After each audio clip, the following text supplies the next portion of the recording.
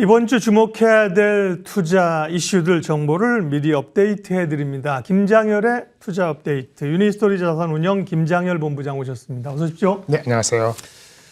제가 이제 주말이어서 지난 주간에 우리 주간 상승률을 봤는데 코스피가 3.3% 올랐거든요. 네. 그런데 S&P는 0.79% 올랐습니다. 그러니까 우리 시장이 상대적으로 강한 거죠. 강한 지금 거였죠. 강한 예. 건데요. 예. 미국 시장부터 보면 금요일은 또 좀 밀렸는데 은행들은 실적 좋았는데 보면 기대 인플레이션 올랐다. 맞아요. 소매 팬매 감소했다 이런 건데요. 네, 미국 시장 분위기부터 좀 네, 내용 일단 체크해 주세요. 약간 약보합으로 끝내는데요. 일단 가장 큰 거는 기대 인플레가 생각보다 많이 올랐다는 것이 분석은 잘 나오지 않더라고요. 이게 4.몇 프로 이렇게 해서 그전 달 2.7에서 상당히 많이 올랐어요. 그래서 유가 때문인지 그러니까 물가가 확실하게 잡힌 건 아닌 것 같다. 사람들 이런. 심리가 갑자기 왜 올랐지? 이런 거에 대한 좀 경계 심리 당연히 그 지표를 보고 얘기했을 것 같고 소매 판매가 좀 나쁘게 나오긴 했는데 사실 그것도 조금 그다지 긍정이 더 문제는 기대 인플레이션이 높았다는 게 가장 큰 문제고 해석이 잘 안 되니까 소매 판매는 예상이 될 수 있거든요. 예. 근데 기대 심리가 기대 인플레 높아지면 조금 네거티브한 건데 더욱이 또 월러라고 페드 월러이사, 월러이사에서 나와서 한 얘기가 원론적인 얘기죠. 네.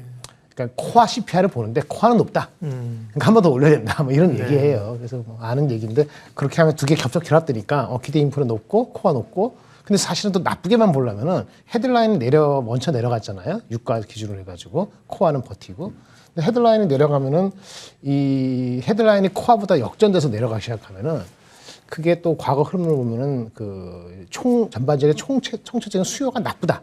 이렇게 보는 인디케이션이 될 소지가 있기 때문에 해석하기 나름이에요. 예. 그래서 이제 5월 며칠 안 남았잖아요. 그래서 이제 좀 주가가 오르니까 좀 경계 심리를 하는 것 같아요. 그래서 좀 빠졌다고 보시면 될 것 같습니다. 우리 시장도 상대적으로 강한데 올해 아마 세계적으로 아마가 아니라 올해 세계적으로 가장 많이 오른 시장은 코스닥이에요. 네, 코스닥 확연하게 30% 올랐다. 그러니까요.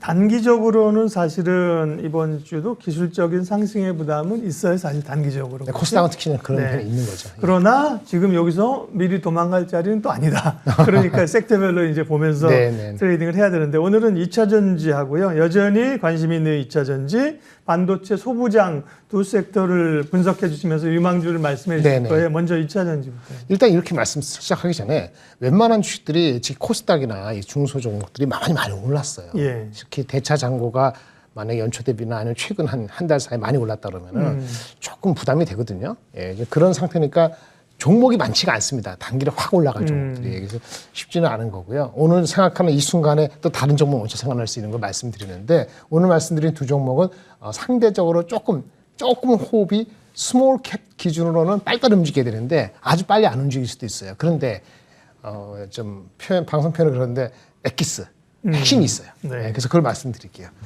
니은을 시작합니다. 네. 나노팀하고 나노팀하고 넥스틴 이게 좀 헷갈려요. 나노팀. 나노팀 말씀드리겠습니다. 리포트가 한 열흘 전에 나온 게 있어요. 뭐냐? 우리 전기차 같은 경우에 이제는 불 나면은 막 번지고 난리 나잖아요. 그렇죠. 빨리 5분 내에 도망가지 않으면 그거 다 타 죽을 수도 있고 진짜 큰일 나는 건데 방열 시스템, 방염 관련 방염 소재예요. 한 거는 소재고 소재가 어디 쓰느냐? 열을 이제 차단하는 열이 나지 않게끔 해주는 게 열을 발산해 주는 거. 열이 나면은 열을 딴 데로 방이라는 게 놓을 방이거든요. 그렇죠? 놓아주는 거. 그게 하나 있고. 그다음에 또 열을 발산하면은 번지지 않게 방염하는 게 있거든요. 그래서 그 두 가지 관련되는 소재 제품을 한 회사가 나노팀이라고 있습니다. 그래서 이게 중장기 성장 모멘텀이 확실히 있어서 되는데 일단 기술력을 보면은 18년에 현대차 코나의 방열 제품을 공급으로 시작했어요. 자동차에 직접 공급하기도 하고 2차 벤더를 통해서 같이 가기도 하고 이렇게 된다고 보시면 되고 상장된 지가 이제 딱 한 달밖에 안 됐네요. 얼마 안 되네요. 예. 3월 3일 날. 네, 맞아요. 그래서 한 달치 된 오보행은 나왔고요. 단기적으로는 석 달치 되는 오보행은 있어요. 그 물량이 한 6, 7% 되기 때문에 그거 좀 보시고 제가 말씀드린 단기적으로 움직이지 않겠지만 기술력이 있다. 방열하다가 방염을 간다. 이거 중요한 겁니다. 보실게요. 매출이 2, 300억, 3, 400억밖에 안 돼요. 그러니까 낮았으니까 지난 몇 년간에 많이 성장했겠죠. 올해는 아마 한 800억, 작년에 한 400억, 올해는 한 800억 정도로서 많이 성장하는데 작년에 385억. 네, 올해 800억 정도, 올해도 성장하고 내년에는 올해까지 성장하면 내년에 조금 낮아져서 한 1,200억. 그 다음에 다시 올라가 이런 패턴으로 가는 건데요. 거기에 맞게끔 캐파를 많이 보고 보유하고 있고 올해 상장하면서 체코, 현대차겠죠? 예, 현대차, 체코, 미국 법인 설립을 통해서 해외에 뚫으려고 하니까 성장성에 대해서는 자신 있다 이렇게 보시면 될 것 같아요. 아까 말씀드린 방열 패드가 핵심이라 했잖아요. 근데 이제 방염 신제품이 긍정입니다. 올해 실적만 가지고 보면 말이죠. 이 새로운 신제품이 없으면 주가는 아주 싸지 않아요. 근데 이 새로운 신제품 방염 패드랑 열폭주 차단 패드, 여기 와닿았었는데요. 불이 나면 막 난리 나지 않습니까? 이거를 차단하는 패드 소재 제품을 나오는 것이 이제 올해부터 시작되는데 실제 넘버는 내년 말, 내후년에 지켜요. 따라서 내년도 넘버를 가져와서 당겨야지 목표 주가가 형성되는 건데 이 기술이 아무나 하는 게 아니다 이런 얘기죠. 예를 들어서 작년 11월에 ESS용이지만 LG 에너지솔루션이 공급한 게 방염 패드가 있거든요. 근데 이제 LG 화학을 통해서 가요. 그런데 LG 화학을 빼고 다이렉트로 거래하자. 이렇게 지금 LG 에너지솔루션 얘기가 되고 있어갖고 지금 잠정 중단됐어요. 오히려 다이렉트로 공급하는 게 확정돼서 그 시간 문제를 하면은 매출과 함께 마진도 더 높아질 가능성이 있는 거고 덜 중요한 전기차 화재 시 대피 시간이 보통 5분인데 5분에 대피 못할 수 있잖아요. 이 우리 나노팀에서 개발한 제품은 15분 간다 하더라고요. 15분은 좀 여유가 있죠. 그런 제품이 이제 채택이 기대되고 있는데 이것이 이제 프로그레스가 확인될 수 있다. 나머지 미래 모빌리티는 이건 아주 장기적인 거니까. 그래서 방염 열폭주 차단 패드 소재 이렇게 보시면 될 것 같아요. 실적으로 보면 아까 말씀드린 것처럼 830억, 1,300억, 2,000억인데 이제 의지치가 좀 담겨 있으니까 한 800억 잡으시고 1,200 잡으시고 1,000억 후반 잡으시면은 아마 주가가 아마 PER로 따지면 여기 내년 후반, 내후년 되면 많이 내려가죠. 이 소재에 대한 2차 전지니까 이거는 궁극적으로 확인만 되면 한 30배는 가거든요. 30배 정도에다가 한 1,500억 정도 올해 내년도 내후년 중간 정도 하면은 그렇죠? 30배 곱하면 숫자가 나오겠죠. 네. 근데 문제는 아까 오버행 이슈도 아직 3개월치가 있고 그 프로그레스가 2분기 되는지 3분기 되는지 확인되는 필요가 있으니까 이런 회사가 있구나라고 좀 보시면 되는데 제 생각에는 IR이 조금 더 과거보다 좀 더 자신 있게 나가실 것 같아서 기대는 어느 정도 해도 괜찮지 않을까라는 생각이 갖고 있습니다. 이게 나노팀입니다. 네, 좋은데요. 2차 전지 가운데 우리가 다 알고 있는 기업도 많지만 그렇죠. 네. 오늘은 이제 포스코 그룹 같은 경우가 주목받고 있지만 네네네. 잘 모르는 최근에 3월에 상장한 나노팀이라는 나노팀 상장되면서 좀 기업 이슈가 됐던 건 기억나요, 그죠? 기억나시죠? 네, 3개월 전에. 오히려 이렇게 상장되고 조금 잊혀졌다 다시 올라올 때가 진검승부예요, 그죠? 그래서 나노팀 잘 보겠고요. 그다음에 반도체 소부장 쪽은 포커스를 어떻게 잡아야 돼요? 네, 그 종목을 얘기하기 전에 마침 애널리스트 리포트가 삼성증권에서 적절하게 개념을 잡아줬어요. 예. 제가 거의 90% 동의하는 겁니다. 일단 삼성전자 감산하잖아요. 그렇죠. 만약에 반도체 가격이 안 오르면 어떡할까요? 삼성전자 감산을 더 늘리거나 깊이를 넓히거나 더 기간을 연장시키겠죠. 어쨌든 삼성하고 하이닉스는 스트러글링이지만 감산을 하거든요. 감산을 하는데 반도체 서플라이 체인의 업체들이 쉽게 편하게 갈 종목은 없어요. 그렇죠. 네, 그렇지 않습니까? 그래서 근데 중요한 게 수요가 어떻게 나올지 모르기 때문에 삼성도 감산하는 거란 말이에요. 팩트는 수요가 너무나 안 좋다, 단기적으로. 따라서 감산했다고 해가지고 반도체 가격이 바로 다음 분기에 5%, 10% 오르고 삼성전자가 갑자기 6천억 흑자라든지 갑자기 7조 흑자로 10배 뛰고 이런 거가 아니라고 하면은 과거와 같이 캐펙스가 정상화되는 시점이 빠르게 올 거라고 보는 건 조금 과한 기대일 수 있거든요. 따라서 전공정 회사는 쉽게 접근하면 어려워요. 그런데 후공정, 패키징하고 하는 회사는 조금 더 돈이 적게 드니까 그건 아웃소스도 늘고 하면은 수요가 있지 않을까라고 생각하는데 그런 걸 반영해 주가가 많이 올랐어요. 그렇죠. 이래저래 오르니까 테크 아까 반도체 서플라이 체인에 웬만한 주식들이 참 어려운데 그래서 탑다운은 어렵고 각각 개별 종목의 바텀에서 세밀하게 새로운 고객을 들어가는지 새로운 기술을 확장하는지 봐야 되는데 그중에 하나가 있는 것이 몇 가지 있는데 이 애널리스트가 한 거는 4가지 종목을 했어요. 4가지 종목은 HPSP 많이 들으셨죠? 네. 하이 프레셔 하는 거. 파크 시스템즈 워낙 유명하죠. 전자현미경. 예. 그다음 넥스틴 제가 오늘 말씀드리려는 거 하나 머티리얼스 이거는 이제 후공정 이건 소재죠. 다 많은데 하나 머티리얼스도 파크도 HPS도 많이 알려져 있다.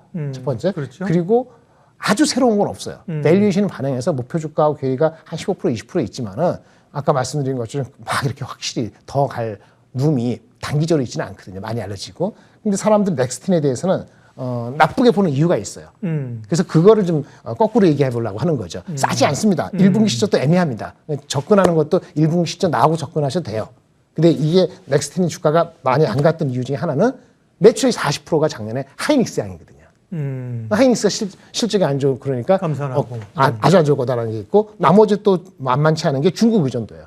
중국 회사에 그러면 중국 반도체 회사에 공급 못하면 어떻게 해야 되라는 우려가 있잖아요. 그거에 대한 것을 이게 해소가 될 가능성이 있으면 밸류에이션이 멀티플이 지금 안 싸지만 이게 높아질 수 있다. 왜? 마진이 높거든요. 마진이 거의 40% 50% 드는 회사예요.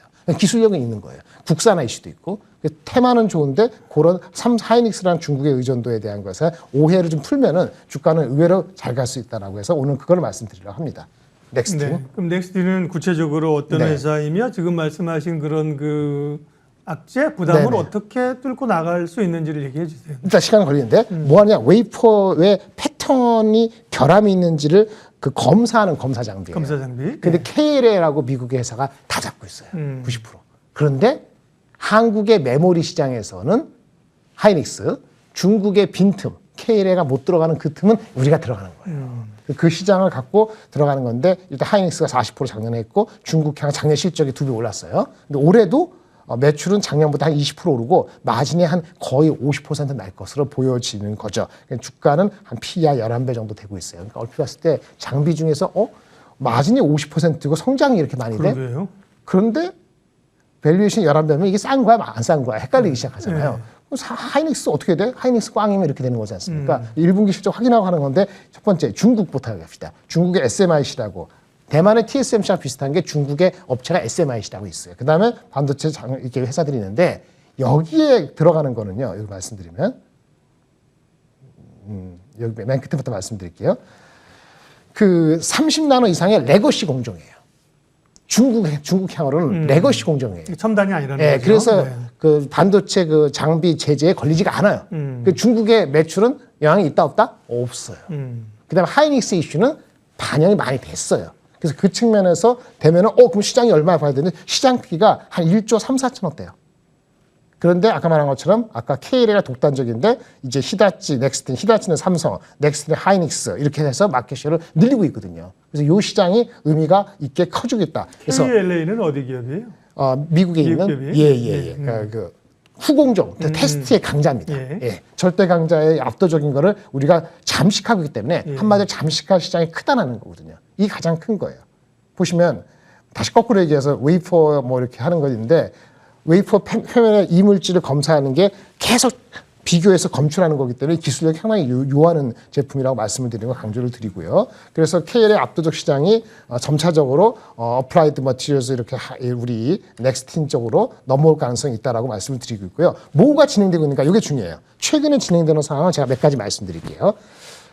하이닉스하고 중국향 말고도 또 동진 세미캠, OLED, 올레도스 이런 업체한테 신규 진출을 했거나 진출을 하기 거의 일보 직전이에요. 이런 것이 확인될 가능성이 있고요. 삼성전자 우리 관계가 별로 없는데 삼성전자의 비메모리 파운더리에 진행을 하고 있는 게 있고 메모리하고도 협의 중이고 DB하이텍하고도 지금 올해 8인치 웨이퍼로도 하는 등 좀 업체가 다양화되는 초입에 있고 중국 거는 문제 없다. 이렇게 따지면 기술력 봤을 때 성장률 아마 40%, 50%, 100% 되고 마진 50%면은 PER 11배면 결국은 내년 걸 땡겨오거나 올해 하반기 되면은 멀티플은 더 확장될 수 있어서 밸류에이션 디스카운트가 낮아질 것이다. 이렇게 말씀드릴 수 있겠습니다. 네. 김장렬의 투자 업데이트 김장렬 본부장께서 시장에 대한 우리 전략들 그리고 2차 전지 가운데 나노팀, 소부장 가운데 넥스틴, 네. 이름이 비슷한 주목해봐야 될 기업 두 곳을 소개해 주셔서 주목이 되네요. 유니스토리 자산운용 김장렬 본부장님 함께했습니다. 고맙습니다. 네, 감사합니다.